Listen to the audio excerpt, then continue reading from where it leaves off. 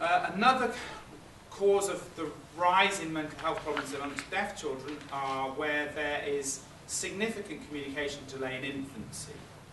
The commonest presentation of that we see, we've seen quite a lot of kids now, is where you have a deaf child born into a hearing family with two hearing parents, where the parents maybe weren't expecting a deaf child, they really struggle with coming to terms with or adjusting to how life's going to be. They can't get their head around what the needs of the child are. They may be getting conflicting professional advice about what kind of communication to use, and there is sometimes a delay in establishing good communication with the child.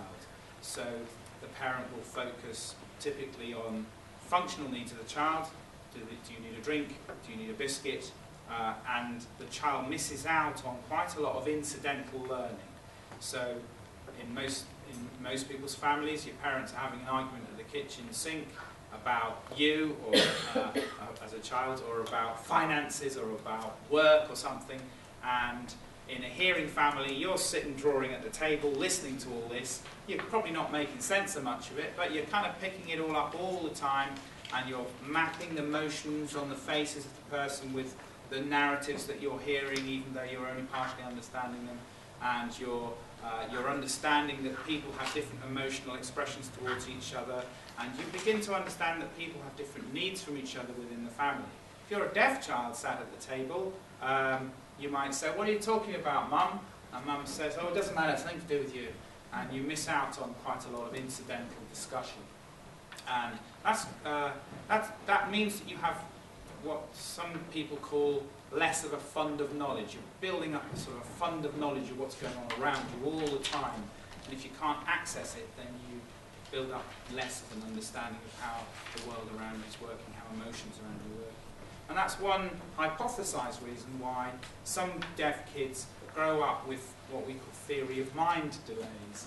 Theory of mind is where you develop an understanding, anybody develops an understanding as they're growing up, that someone else has a mind that's different from their own. You begin to understand that other people have thoughts or feelings that are different from your own. So typically a child growing up, I'm not talking about deaf children, I'm just talking about children generally now, when you're a baby you probably think you're the centre of the universe, you get hungry, you get fed, you're cold, you get made warm, you probably think you're controlling everything in some way, not even thinking about it. You get a bit older, you smile at your mum, she smiles back, wow, that's good, don't do that again, and you begin to develop a sense of contingency, that I can do something and someone else will respond to that in some way. As you get older still, you go to mother and toddlers, you roll your favourite toy car to Johnny, and Johnny rolls it back to you, and you think, this kid's a nice kid, and you play with him, and one day you roll it to Charlie, and Charlie picks it up and runs away with it and refuses to give it back to you, and you have a fight with Charlie. You begin to get a sense that Charlie and Johnny are different people and they react differently, and you build up a picture of how people around you have different minds and they all respond differently. They maybe have different attitudes or different emotions. As you're growing up further, as a teenager, you develop a sense that different people have different interests from you, and you maybe pick your friends based on common interests. Who likes the same sport I like, who likes likes to do the same kind of things that I like to do, and you know who the bullies are and you stay away from them, you know who the wind-up merchants are and you stay away from them, and you're developing a more sophisticated understanding of how other people's minds around you work. This is all theory of mind development. It's a crucial part of development of growing up socially. As you're a young adult, you may tell a joke in your family, and you would maybe tell a joke to your brother quite happily, but if your mother was in the room, you would never tell the same joke, because you have an understanding that your mother and your brother have different minds and they may look at things in different ways. So that's theory of mind development. It's a crucial part of social development. Kids who are deaf, particularly kids where communication in early life has been poor, are delayed in their theory of mind development, and they are also therefore delayed in some of these social skills. And if you have a delayed theory of mind development, you're more likely to have mental health problems. We'll kind of mental health problems? Well, you get into much more of a pickle in terms of social relationships. You tend to have more anger management problems, because a lot of deaf kids who have anger management problems, or kids with theory of mind problems who have anger management problems, get very frustrated they can't do what they want to do when they want to do it, because they can see their perspective quite clearly, and they tend to prioritise that. They struggle to see the other person's perspective. Why isn't the teacher getting so cross that I can't do it? Why is it that, you know, and you don't see the fact that there might be 3 other kids in the class that want to go on the computer at the same time as you. That doesn't matter. I can only see it from my point of view. I'm going on the computer now. I like the computer's there, I'm going on it. That's all to do with theory of mind. So, and some mental health problems are. So some kids who are deaf, not all by any means, a lot of deaf kids in deaf families don't have theory of mind delays. Some deaf kids in hearing families where there's very good social communication in early life don't have theory of mind delays. It's not a universal thing by any means. But they will be more likely to have mental health problems. And by the way, it means that that's a really key area for intervention in terms of making sure that parents understand that when you're growing up, language, yeah, of course that's important, communication, but also so is social and emotional development. How do we give our children emotional literacy to be able to understand how to express themselves, understand how others think and feel. Another cause of the higher rates of mental health problems in kids are they are more likely to be abused. There's been studies in Norway and North America that have shown that already. I don't think there's been quite so many studies to understand why that should be, but there's lots of theories for that. And we also know from various studies around the world that kids are more like deaf kids, particularly if they're 1 or 2 kids in a mainstream school, are more likely to be teased or isolated or bullied. And those things can weigh you down as an individual if you're constantly being picked on. And that can affect your self-esteem. If your self-esteem is chronically low, that can make you anxious or can create low mood. So if you are isolated from your peers, there is clear research to show that you're more likely to get depressed, you're more likely to get anxious, you're more likely to have low self-esteem. We all need peers. Most of us, as we get older, we realise that all the things we thought were important when we were younger aren't quite so important, and actually what you really need are friends and family around you. Everybody needs friends and family around you, and kids are no different. So if you stick a kid in a school where they really feel they've got no peers, then you're not doing the right thing, by and large. If they've got peers around them and they've got a good social network, and that's where that social network comes from, and they're happy, that's great. But if you see a kid in a school and they're isolated, begin to worry and begin to try and sort it out and work out how you can improve those peer relationships. The other thing that is an international thing is that deaf kids don't do quite so well in school. And that's for a range of reasons probably, ranging from the fact that sometimes their needs aren't being met, sometimes the curriculum isn't being developed for them, sometimes they're the only kid in the classroom, and very often teachers think they're doing a good job, and they are. They're not bad people, and this isn't a criticism of teachers, but it is very easy to forget how difficult it can be for a deaf child in a school. Certainly some of the studies earlier studies looked, in England anyway, looked at leavers qualifications, I think you call them TEEs, and found that only 7% of our deaf school leavers had A-levels compared to a much, much higher portion of the hearing kids. That's not much better now. It's improved a little bit, but it's not much better. 70% of them leave school young, and even when you look at non-verbal skills like mathematics, they're about 3.5 years behind at the age of 14. So we do have a job to do in schools, I think, in terms of improving the curriculum. So there are large differences in support in schools. I've been to some schools where it's absolutely fantastic. Many of the teachers are deaf, very passionate, caring teachers who are doing absolute best for their kids, in England anyway. And but there are, one of the beauties of having a national service is we get to go into loads and loads and loads of different schools.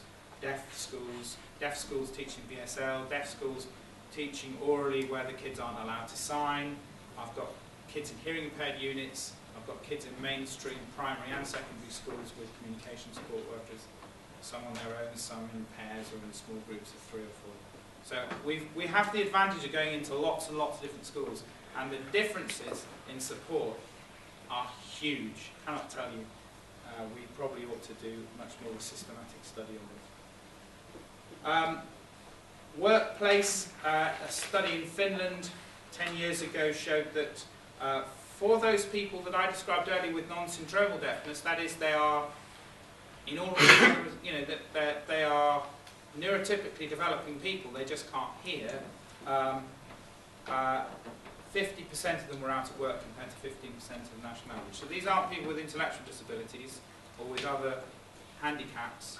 These are intelligent people who, and so there's something going on there that's quite serious, and we need to improve that. The other problem that kids with mental health problems have is poor access to services. There's been lots of studies in England now showing that they don't get help until too late. Some of them don't get help at all. Services often say they can't assess children, and when they do try and assess children, the access to communication is often poor, an interpreter hasn't been booked, or they can't find an interpreter, or the interpreter's not used to working with children, or not used to working with mental health. Sometimes the family come along and they go for one assessment and they have such an awful experience that they don't come back again, and then if they're in the deaf community, they tell all the deaf community, oh, don't go there, that was awful, I felt really bad about it. So there are lots of reasons why deaf kids don't seem to access services, and wherever I go, I ask the child mental health teams, do you see many deaf children? They more or less universally say no. I can't remember the last time I saw a deaf kid. I was talking to one of the CAMS teams up in Perth, and they said the only deaf kid they've seen in the last 2 years is in the forensic system, and they haven't seen any generically. Although you wouldn't expect that statistically. You would have expected to see some deaf children. So where are they? And I think CAMS teams are so pressed these days that they perhaps don't go looking for services, do they? They don't go looking for children who are in need, because they've already got too many referrals. But it is a vulnerable group, it is a group that needs support, and we really should be providing support to deaf children. So just putting all that on a list, just quickly, why do kids who are deaf have more mental health problems? Well, there may be more problems with parents adjusting, coping, maybe stress going on. There may be big problems with parent-child communication. Education system may not be able to meet their communicative needs. Education system may not be able to meet their educational needs. They may have low attainment at school that leads to problems for them. They may be socially isolated, and that leads to mental health problems. They may have limited experiences outside the home because of poor social networks, or because parents are very protective. They may have increased experience of bullying and teasing. They may be more likely to be abused. They may have physical problems that give them additional challenges in life. They may have neurological problems that give them additional challenges in life. They may have very poor accesses to services because of communication, or they may have very poor access to services because training is poor. Each one of those individual factors are going to create problems for you in the mental health field, and all of those are happening. So it's not surprising, really, that deaf children have higher rates of mental health. In England, anyway, there's limited early intervention, and it focuses around language and very little else. There's a lot of research suggesting that there's lowered expectations, that sometimes teachers have lower expectations of the deaf kids. Parents then sometimes do, and eventually the kids believe what they're being, what the expectations around them are, and they begin to have lower expectations for themselves. So that's another job of ours, which is to empower kids to believe that they can do things and have, do things in the same way that everyone else can, every other child. There are often family support issues. There's limited access to a linguistically rich environment. This is all the American research now. They talked a lot about rural access problems, which I guess you all have. You've got indigenous populations in the middle of nowhere that are difficult to access, and ethnic diversity and cultural diversity. That happens in America, certainly happens in the UK,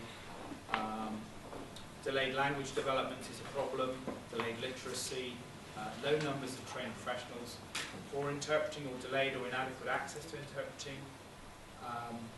Resources in tight financial climates, certainly at the moment, all of our local authority budgets are being cut, so youth groups are being cut, independent living skills teams have been cut, so it's in the UK, I don't know what it's like here, but quite a lot of the services that some of the deaf kids might access have been cut. And it seems to be the same in America. Social isolation, socio-emotional developmental delay I talked about, kids with additional disabilities, and then problems with access to technology.